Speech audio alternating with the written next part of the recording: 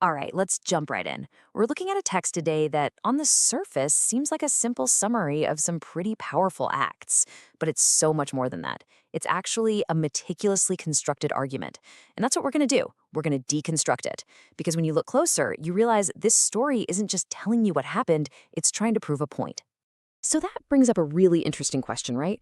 How does a story actually prove a point without just, spelling it out?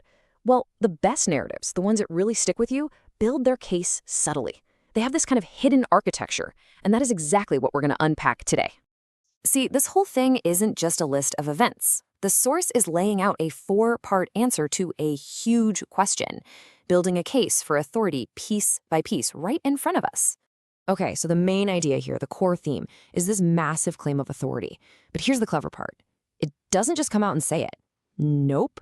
Instead, the story builds its case strategically. It escalates, showing power over different realms of existence, and each one is more fundamental than the last.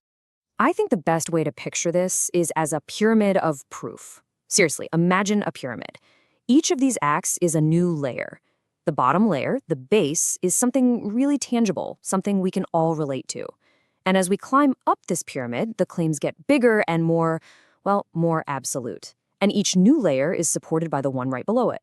So let's start at the bottom, the very foundation of our pyramid. This first layer is all about authority in the physical world, specifically power over disease. We're talking about control over the human body itself. And to make this point, the text gives us two really distinct examples, the healing of a leper and the healing of a centurion's servant. And it's the difference between these two that's so important to the argument being made. Okay, now look at this comparison, because this is where it gets really clever.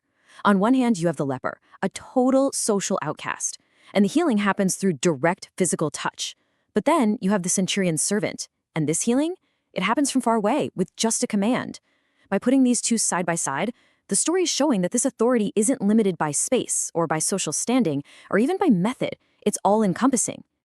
All right, so with that foundation in place, the argument kicks it up a notch. We're moving from the human body to the forces of nature itself. This is layer 2, authority over the natural world. And the change in scale here is just massive. The very next thing the text describes is the calming of a raging storm at sea. So think about that jump. We've gone from something personal, something biological, to something completely elemental and chaotic. Let's walk through how this goes down. First, this insane tempest just erupts out of nowhere. It's so bad that experienced sailors are panicking, convinced they're about to die. Total chaos. And then, a simple command is spoken. And what happens next isn't just that the wind stops. The source says there was an exceedingly great calm. That contrast between the terrifying, uncontrollable power of nature and the simple, effortless power of a spoken word. That's the whole point. Okay, now we climb to the very top of the pyramid. This is the final proof, the most abstract and powerful one yet. We're moving beyond the physical, beyond the natural, and right into the supernatural realm. The climax of this whole argument is this incredible encounter where devils are cast out. This is really presented as the ultimate test, right? A head-on confrontation with forces that don't play by the rules of physics or nature. And the way this plays out is just brilliant for establishing a clear pecking order. The supernatural beings don't just run away. First, they actually acknowledge and name the authority standing before them. Then, get this, they have to ask for permission to go somewhere else. They're sent away with just a word, and their exit is made totally physically obvious by what happens with that herd of swine. After that, there's absolutely no doubt about who's really in charge. So, let's step back and look at the whole picture. When you put these three layers together, you realize they aren't just random, separate stories. They're one unified argument. They are our pyramid of proof. This chart really sums it up perfectly. In the physical realm, you've got restorative power over the body. Move up to the natural realm, and you have elemental power over creation itself. And at the top, in the supernatural realm, it's supreme power over any other force out there. Each step builds on the last, making the claim of authority bigger and bigger.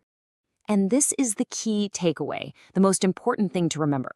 The sequence of the events is the argument. The order matters.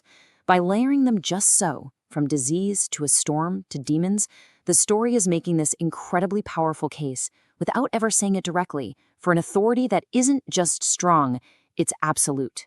And that leaves us with one final thing to chew on. We've spent this time breaking down how the story makes its argument, but the bigger question is, why? When a narrative goes to these lengths to present such a complete picture of absolute power, what is it really asking you, the audience, to believe? It's definitely something to think about. Thanks for joining me.